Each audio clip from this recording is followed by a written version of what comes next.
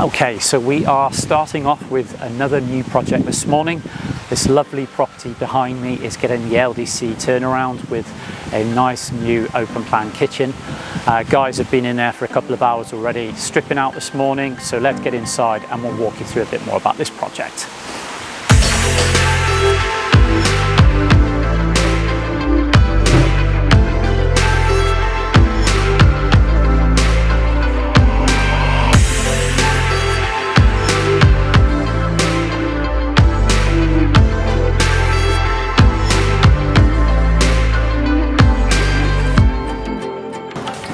So I'm here with Alistair now on day one. We're inside.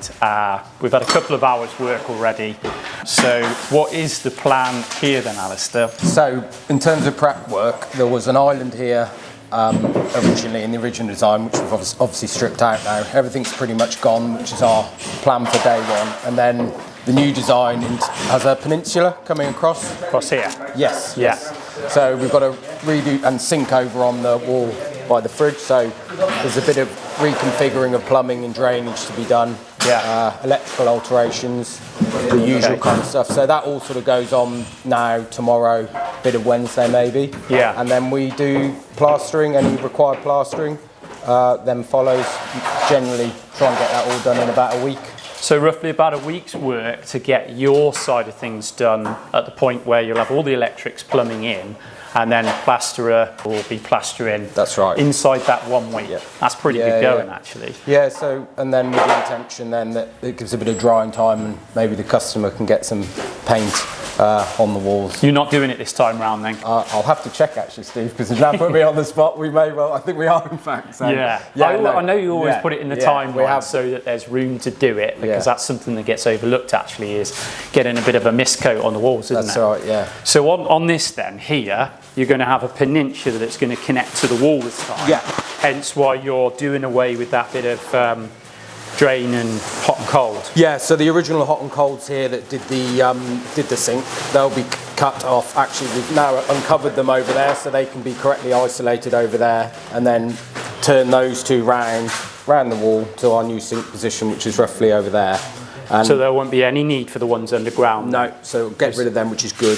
And then we'll redo this bit of drainage here where the old 4-inch pipe came out and picked up this sink, and re-divert it under the peninsula using the fall we can gain in the plinth space to get us around to sink, because there was no other option with the drainage there. There's nothing in the sort of vicinity, so... Sure, that's good planning then. So it's going to be the hob, I take it, on here? I think hob this side, downdraft hood, the extractor that side, and then sink, and then a big bank of oven housings over there on the back wall. Great. So in terms of if you've got the downdraft, then for once you haven't got to mess around with the ceiling, because you quite often do need to be. Yeah, we're doing a bit of lighting reconfiguration actually on this one, because of just getting a couple of pendants over the island or the peninsula like we usually do, so we've got a bit of playing around with the wiring to do up there. Moving a few of the downlighters away because they're a bit too close to the because there's going to be a MDF bulkhead built with some LED lighting in. Yeah, nice. So we just need to move them around a bit. Yeah, so any works on the ceiling will then patch. Yeah, makes sense, because this would have been configured for the previous kitchen, obviously. Design,